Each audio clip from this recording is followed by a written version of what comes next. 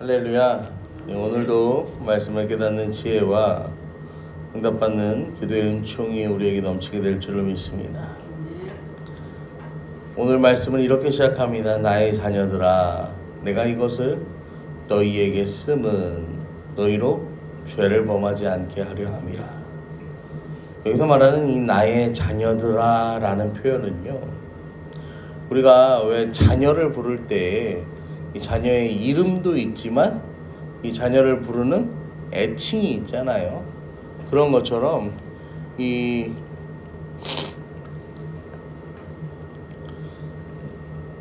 헬라어 문법에서 지소사라고 하는데 이 특별히 그렇게 애칭으로 짧게 줄여서 이 부르는 표현이에요. 그러니까 나의 자녀들아 이 표현은요, 더욱 사랑과 관심을 담아서 개인적인 친밀한 표현으로 이 부르는 거예요.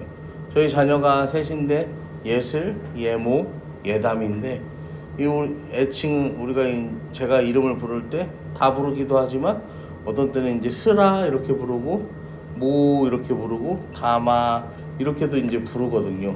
그런 표현과 같은 거예요. 이 연로한 요한이 지금 나의 자녀들아 이렇게 부르는 건요, 이 요한이 지금 주후 80년에서 90년경에 이 요한이 이 편지를 기록한 것으로 보여요.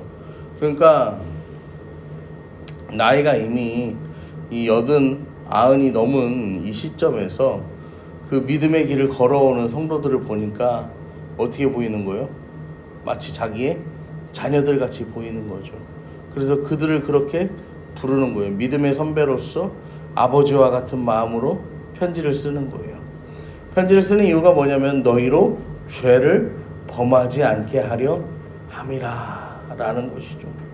여러분, 이 죄의 문제는요, 계속해서 꾸준하게요, 이 성도들의 삶에 연관이 있습니다. 여러분, 죄는요, 창조 때부터 지금까지요, 여전히 우리의 삶 가운데 실제적인 문제예요. 여전히 우리는 죄에 노출되어 있어요. 그리고 죄가요, 우리 가운데 자리 잡기도 합니다. 죄를 적극적으로 짓지는 않지만 또 죄를 짓지 않으려는 적극적인 노력도 하지 않는 정체되어 있는 삶을 사는 이들도 있어요. 아무튼 이 죄의 문제는요, 굉장히 우리의 삶 가운데 밀접해요.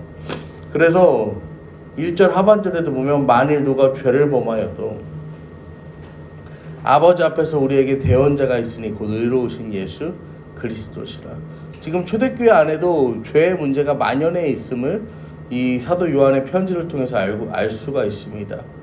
우리가 그동안 보내진 서신서들을 보면은 교회 안에요, 뭐 거짓말하는 거, 분파를 만드는 거, 간음의 문제, 그 다음에 뭐 선동하는 문제들, 아무튼 간에 별의 별 문제들이, 이 죄의 문제들이 교회 안에 존재하였고, 이것이 교회와 성도들의 신앙을 무너뜨리는 데 있어서 계속해서 일조를 했다는 거예요. 여러분, 사도 요한이 이 문제에 대해서요, 누가 죄를 범해도 아버지 앞에서 우리에게 대언자가 있다라고 이야기를 해요. 죄를 범하여도 라는 것은요, 하마르테라고 해서요, 이미 죄를 지은 상태에 대해서 말하는 거예요. 이미 죄에 놓여져 있는 성도들에 대해서 말하는 거예요. 그러니까 앞으로 여러분이 낙심하게 될 때 아니고 이미 낙심한 자들을 향하여서 요한이 위로하는 거예요. 대언자가 있다, 돕는 자가 있다, 중재자가 있다, 변호인이 있다는 얘기예요. 자기 죄를, 여러분의 죄를 이 변호해 줄 변호사가 있는데 그게 바로 예수 그리스도다라고 이야기하는 거예요. 여러분, 예수님은요, 이 세상의 변호사와는 다릅니다. 단순하게 예수님께서 우리를 변호해 주실 때는요, 이 가명을 위해서 하는 게 아니에요. 무조건 무죄예요. 어떠한 죄를 지어도요, 무조건 무죄로 만드시는 분이 우리 예수님이신 거예요.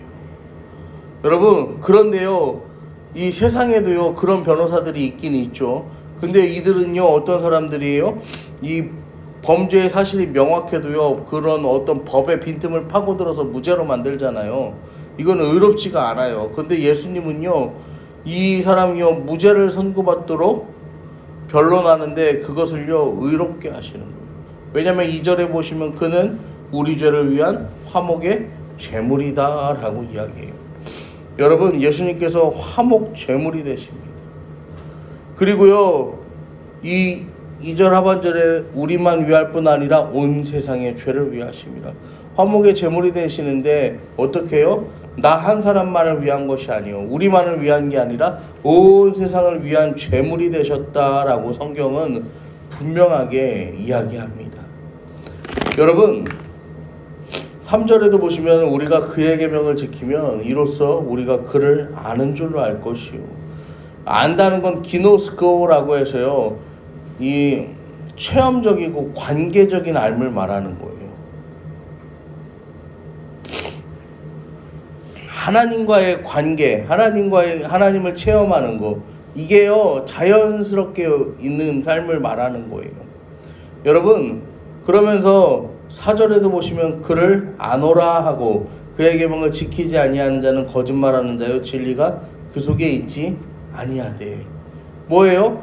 예수를 경험하고 그 예수님과 동행하면요 여러분 그 계명을 지키지 아니하는 자는 거짓말하는 자, 진리가 그 속에 있지 않은 자 아니라는 거예요. 여러분, 여전히 죄 가운데 빠져 사는 자는요 하나님의 자녀가 아니라는 이 무서운 이야기예요.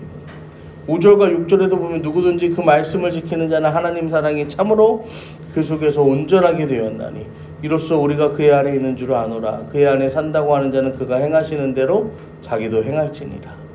여러분, 우리는요 날마다 죄에 넘어집니다. 그리고 그 넘어짐으로 인해서 실패감에 빠질 수도 있어요. 그 가운데에서도요 여러분 우리가 말씀을 지킬 수 있는 근거가 무엇입니까? 우리의 어떤 상태와는 상관없이 하나님께서 십자가를 통하여서요 보여주신 그 사랑은요 뭐예요? 우리가 하나님의 말씀을 지켜나갈 수 있는 힘의 근원이 되고 능력이 된다는 거예요. 여러분, 어떤 사람인지는 필요 없다니까요. 어떠한 죄를 지었는지는 문제가 되지 않는다니까요. 예수님의 그 십자가 사랑의 능력은요 그 어떠한 죄도 그 어떠한 문제도요 다 덮을 수 있고 다 해결할 수 있다라는 것입니다. 그렇게 믿음의 대선배가 되고 시대의 마지막 사도인 요한이요 자녀 같은 이 교회의 성도들에게 이 편지를 쓰는 목적이에요. 그 중에 하나가 뭐냐면 죄를 범하지 않게 하려고. 여러분, 교회는요 이 당시 교회도 마찬가지냐면요 반복되는 죄로 인한 실패감의 문제를 가지고 있습니다. 사도는요 이런 교회에 포기하지 말라고 오늘 이야기합니다. 예수님께서 우리를 위한 화목의 제물이 되셔서요 그 하나님의 형벌 십자가를 지시고 대언자가 되어주심을, 우리의 중재자 변호자가 되어주심을요 이야기합니다. 여러분, 예수께서 우리와 함께 하시기 때문에 우리는요 우리의 이 죄된 상태와 상관없이 예수 그리스도의 예수께서 희생의 제물이 되심으로 말미암아서요 그 말씀과 계명을 지키며 살아가면서요 우리는 하나님 안에 거하는 인생을 살 수 있게 되는 것입니다. 여러분, 오늘도 우리가 함께 기도하며 나아가실 때에요 하나님께서는요 오늘도요 우리를요 어떻게 부르셨어요? 하나님의 자녀로 우리를 부르셨어요. 하나님의 자녀는요 이 땅 가운데에서 하나님의 공평과 하나님의 정의를 행하는 자들이에요. 그런데요 여러분, 내 삶을 가만히 되돌아보면요 과연 나를 통하여서 공평과 정의가 이루어질까 하는 의문이 생기죠. 하지만 예수님께서는요 분명히 십자가에서 우리에게요 믿음의 본을 보이시고 사랑의 본을 보이시고 순종의 본을 보이시고 겸손의 본을 보이시고 자기 희생의 본을 보여주셨어요. 그렇다면 우리도 뭐 하면 되는 거예요? 예수님이 보여주신 그 십자가의 사랑의 본을 따라서 오늘도 살아가면 되는 거예요. 여러분, 그러면요 그것이요 비록 온전치는 않아도 완전치는 않아도요 그것을 쫓으며 살아가는 우리의 삶 가운데, 우리가 그것을 지키려고 노력하며 살아가는 우리의 삶 가운데 우리의 대언자가 되시는, 중재자가 되시는 예수께서 함께 하심으로 말미암아서 부족하지만 오늘도 우리를 온전케 하시고 부족하지만 오늘도 우리를 완전하게 하시며 채우며 일하시는 그 주님을 경험하는 오늘 하루가 되시기를 간절히 축원합니다.